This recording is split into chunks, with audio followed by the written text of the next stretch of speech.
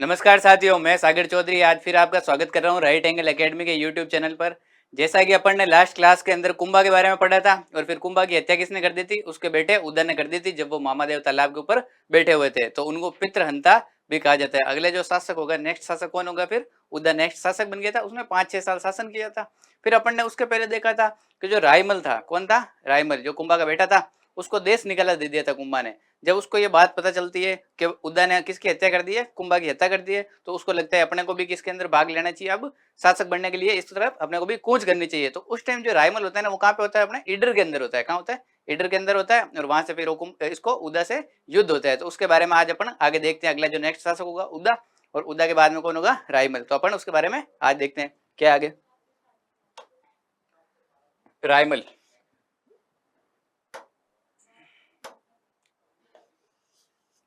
1473 से लेके और 1503 तक रायमल ने शासन किया था। तो उदय जो था उसकी हत्या, उदय ने किसकी हत्या कर दी थी, कुंभा की हत्या कर दी थी। फिर जो उदय और रायमल के बीच में युद्ध होगा, कौन सा युद्ध होगा, दाड़िमपुर का युद्ध। कौन सा युद्ध होगा, दाड़िमपुर का युद्ध। दाड़िमपुर का युद्ध, ये जो दाड़िमपुर का युद्ध होता है, ये उदय और रायमल के बीच में ये युद्ध होता है। इसके अंदर जो रायमल होता है वो उदय को हरा देता है। फिर उदय वहां से भागता है, किधर भागता है, ये जो भी यहाँ के होते हैं ना शासक, ये सारे सारे भागे कहाँ जाते थे, याद करो, मालवा या मांडू जाते थे। तो ये जो अपने उदय होता है वो भी भागे किधर जाने का प्रयास करता है, मांडू जाने का प्रयास करता है। उससे लगता है मांडू का जो शासक है वो इसको शरण देगा। फिर बीच के अंदर ही क्या होता है, बिजली होती है ना अपने, बिजली, जो बिजली गिरने से इसकी क्या होती है, उदय की मृत्यु हो जाती है। तो उदय का वहीं अपने अंत हो जाता है या देहांत हो जाता है वहीं पे बिजली गिरने से। ठीक है, फिर नेक्स्ट शासक कौन बन जाता है, अपने रायमल नेक्स्ट शासक बन जाता है। रायमल अपने जीवन के अंदर बहुत बढ़िया काम किए थे। तो अपने ये रही रायमल जी की फोटो लगाएगी यहाँ पे। ठीक है, अपन ने एकलिंग जी का मंदिर देखा था। एकलिंग जी के मंदिर का निर्माण किसने करवाया था, तो बप्पा रावल ने एकलिंग जी के मंदिर का निर्माण करवाया था। और इसका जो वर्तमान स्वरूप है ना, ऐसे क्या होता है कि काफी टाइम के अंदर जो पुराने इमारतें या जो भी मंदिर होते हैं, थोड़े दिनों के अंदर उनकी जो इमारतें ढहने लग जाती है, तो कुछ पुनर्निर्माण वगैरह करवाया करते थे। तो एकलिंग जी के मंदिर का जो वर्तमान स्वरूप है उसका निर्माण किसने करवाया था, तो रायमल ने उसका निर्माण करवाया था।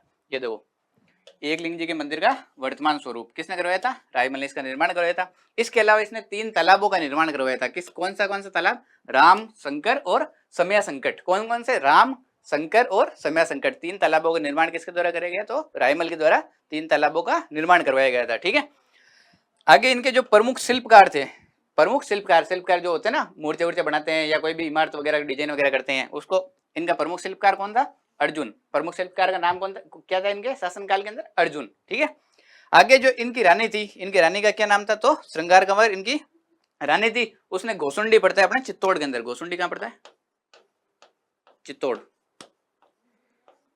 गोसुंडी चित्तौड़ के अंदर एक बावड़ी का निर्माण करवाया था। गोसुंडी अभिलेख भी मिलता है यहाँ से। ठीक है, और उसमें ही गोसुंडी के अंदर किसका निर्माण करवाया, तो एक अपने इसका बावड़ी का निर्माण करवाया गया। किसके द्वारा करवाया गया, अपने श्रृंगार कंवर के द्वारा। ठीक है, ये सारी बातें इसके बाद इनके द्वारा रायमल के बारे में पता चलती है। इसके अलावा इन्होंने चित्तौड़ के अंदर है ना एक अद्भुत मंदिर बनवाया था। किसका मंदिर बनाया था, अद्भुत मंदिर। तो वो भगवान का नाम ही क्या है, अद्भुत जी का मंदिर है। ठीक है, अद्भुत मंदिर बनवाया था चित्तौड़ में, अद्भुत जी का,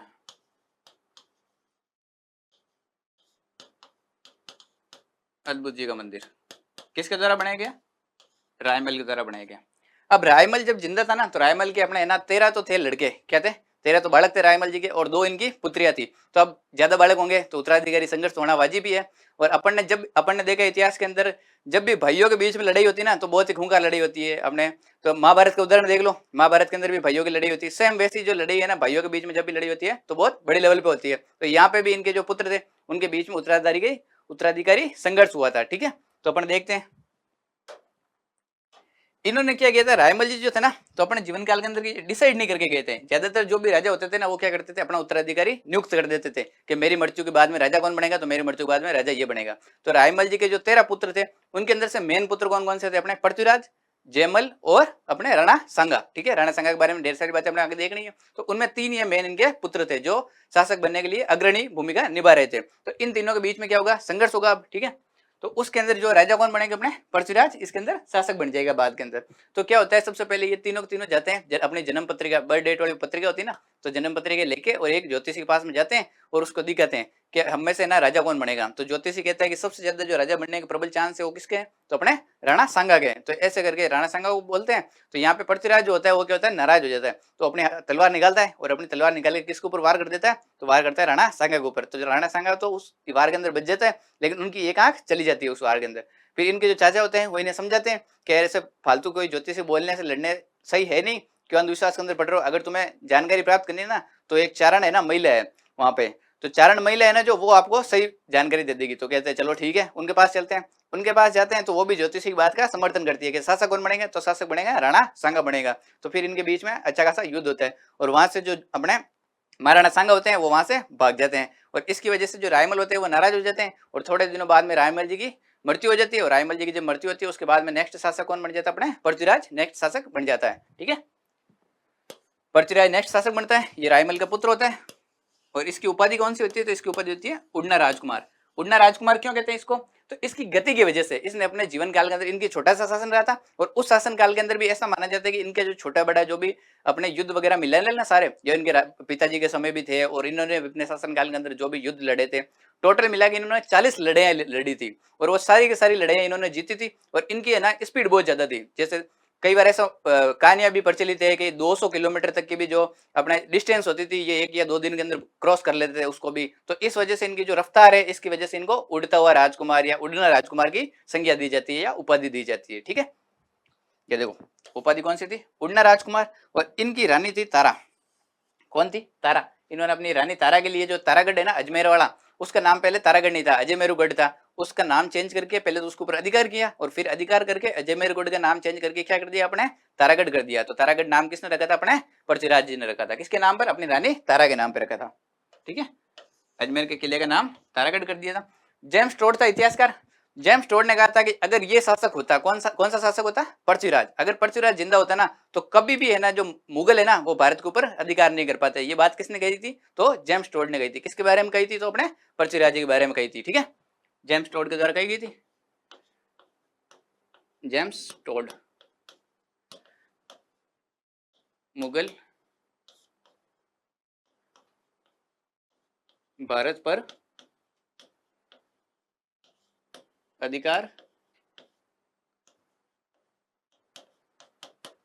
नहीं कर पाते। ठीक है, अगर ये जिंदा होते तो। इन्होंने अपने शासन काल के अंदर कितनी लड़ाई लड़ी थी, तो लगभग 40 लड़ाई लड़ी थी। फिर थोड़े दिनों बाद में इनको धोखे से इनका जो जीजा होता है ना, वो क्या करते हैं, इनको जहर दे देता है और इसके बाद में इनकी क्या होती है, मृत्यु हो जाती है। और इन्हीं का भाई होता है अगला, इनका भाई कौन था, जयमल। वो अपने जो राणा सांगा होते हैं, राणा सांगा तो यहाँ से प्रस्थान कर जाते हैं और वो अपने दूसरी जगह शरण ले लेते हैं। और इनका जो नेक्स्ट भाई होता है वो कौन सा होता है, जयमल होता है। वो जयमल क्या करता है, जयमल भी रायमल जी का पुत्र होता है। वो सोलंकियों से युद्ध करने जाता है और सोलंकियों से लड़ता है, वहां पे वो भी शहीद हो जाता है या मर जाता है वो भी वहां पे। ठीक है, तो अब अपने जो महाराणा सांगा है उसके सामने क्या रास्ते सारे क्लियर हो जाते हैं। तो अपने जो नेक्स्ट शासक बनेगा वो कौन सा होता है, अपना महाराणा सांगा होता है। उससे पहले इनसे पृथ्वीराज जी के बाद में शासक कौन बनता है, अपने तो जयमल उसके बाद में शासक बनता है। रायमल जी का पुत्र होता है और सोलंकियों से लड़ता हुआ यह भी मर जाता है। ये अपने इसकी जो छतरी है पृथ्वीराज की, ये छतरी कहाँ पे इसकी, तो कुंभलगढ़ के अंदर। कुंभलगढ़ में छतरी है इनकी। कितने खंभों की छतरी है, तो 12 खंभों की।